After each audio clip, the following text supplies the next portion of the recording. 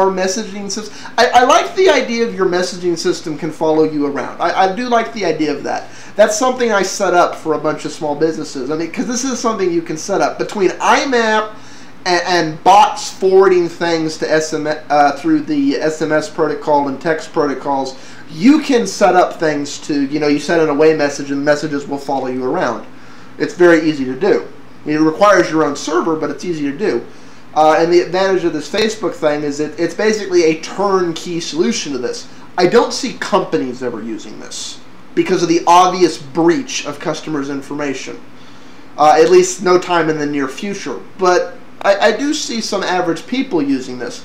The question is, do we want this? Because the thing here, and they would answer this, if you try and add somebody to your whitelist who isn't in Facebook, like me, it will annoyogram me, and annoyogram me until I give up and say, fine, add me to Facebook, since you've already got my email address, name, and address, because so-and-so gave it to you. For the record, I'm not inviting you.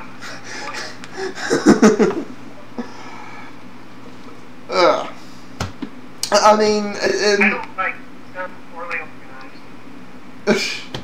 Well, as long as you're willing to turn everything over to Facebook, it's actually organized rather well. I don't know about the idea of linking everybody to one thread. I can see that getting annoying quickly. Yeah, that's mostly what I'm talking about. It sounds incredibly unorganized, and I also don't like the fact that it channels everything through Facebook. That's a large part of the reason why I'm not on Windows or Mac OS X anymore, because I don't want to deal with that kind of mentality. What is... Okay, wait a minute. You got to... I think people are going to be upset with the idea that Facebook is the only place that you can go for that kind of information. But the insidious thing about Facebook is that since it is connected to your friends and has become such a key place for you, and in many cases the only way that you can communicate with a number of friends, if you've had it at one point, you're more or less required to stick with it. Just getting rid of it is socially not an option. So Facebook can kind of do whatever they want. Well, it's hard. I don't like it, and it's hard to commit Facebook hara-kiri, although there's a few people who claim to have done it, and I use the word claim for obvious reasons. But in the grander scheme of things, I don't know. So I didn't commit Facebook hara-kiri or whatever because you can't. It's social suicide as well. Well, I never got into it, and I don't have any interest into it. And honestly, the world Facebook's creating, this is a world I already live in. I've lived in this world for some time, partly because I'm a victim of ID theft, but really, it's becoming bad to tell people something as simple as your name. And the reason I say that is because the number one way that people wind up in Facebook is involuntarily.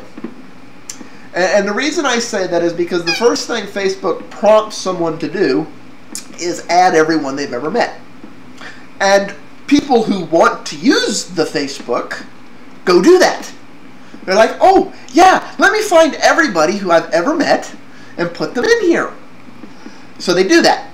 And they give Facebook all this information that people gave them in confidence.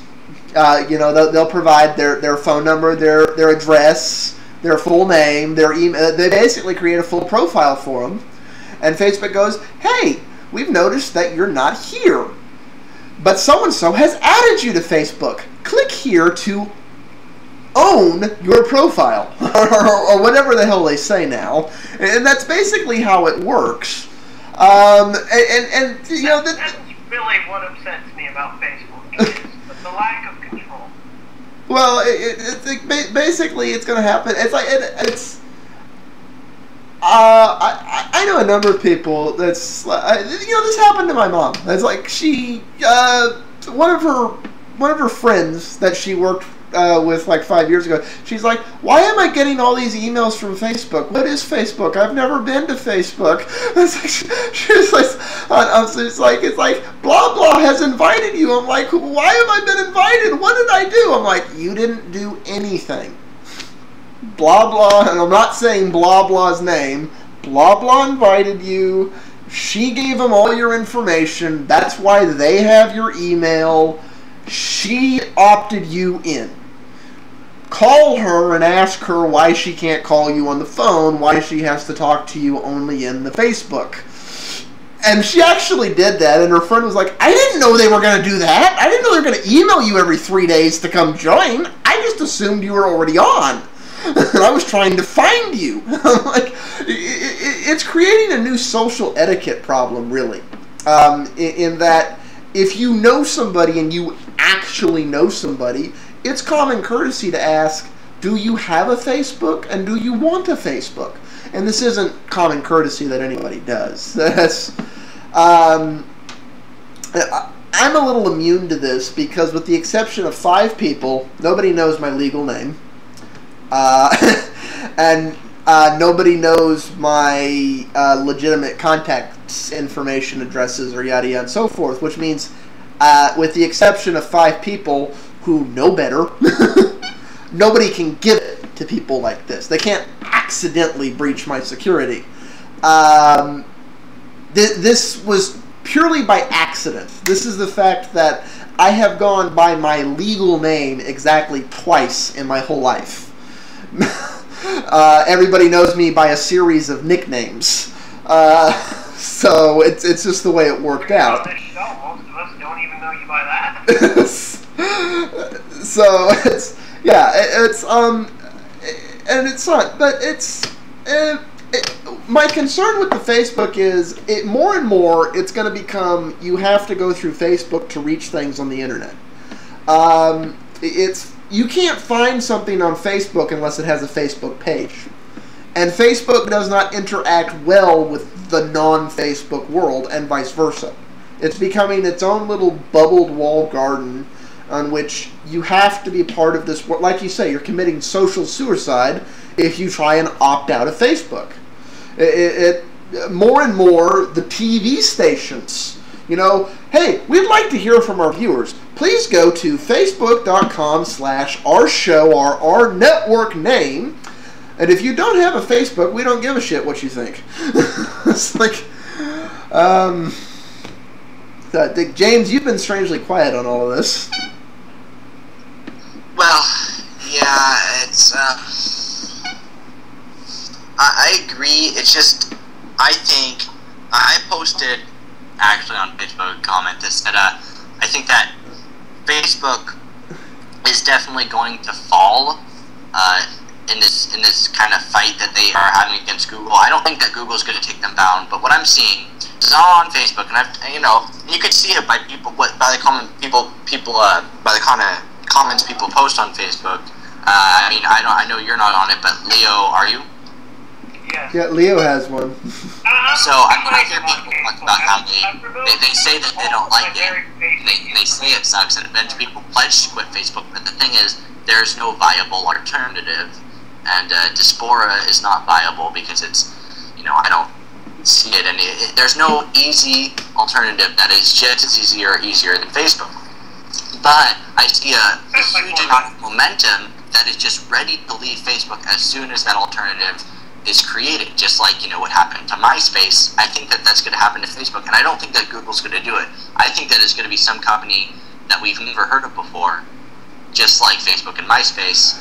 Well, but before we get into what I consider Zuckerberg's famous quotable moment from yesterday, on what you're talking about, here's the thing. At the end of the day, these services thrive because somebody is making a shitload of money off of them. And why Facebook is losing billions of dollars a year, and has yet to really make any kind of viable business model or money off of Facebook, it does have the shape of a developing one. And it's very clear the business model they're going for is we will have absolute control of this world, and that is our commodity to trade. Are you sure that it's Facebook that's not making money? I'm thinking of Twitter. I'm sorry. Facebook is making money. I'm thinking of Twitter. I'm sorry. But, and Facebook's business model does make sense. As Zuckerberg said yesterday, if you tell Facebook you like Green Day, we will tell you when there's Green Day albums that come out and Green Day concerts. It's like, we'll remind you in case you didn't get the memo. And that kind of advertising does make sense, and that is the service they're selling, and people are willing to pay for targeted advertising and things like that. You're right. Facebook. I'm thinking of Twitter. Facebook is the one that is making money right now.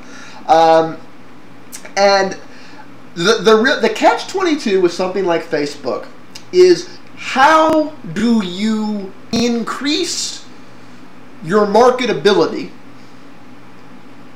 for that type of stuff without forcing people to give you information? Because that's the thing we're getting at here. Facebook's whole business model is about forcing the world to come to them and be the world's phone book.